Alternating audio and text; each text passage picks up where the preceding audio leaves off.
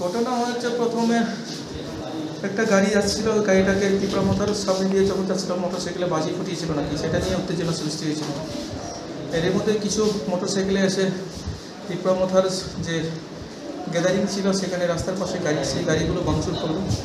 এটা নিয়েই খুব হয়ে হলো, বাগদৌড় হলো। প্রথম অবস্থায় সবকে থামিয়ে ফেললাম, সব কন্ট্রোলে ছিল। আবারও হঠাৎই আনকন্ট্রোল হয়ে যায়, মন্ডল অফিসটা ভাঙচুর করে।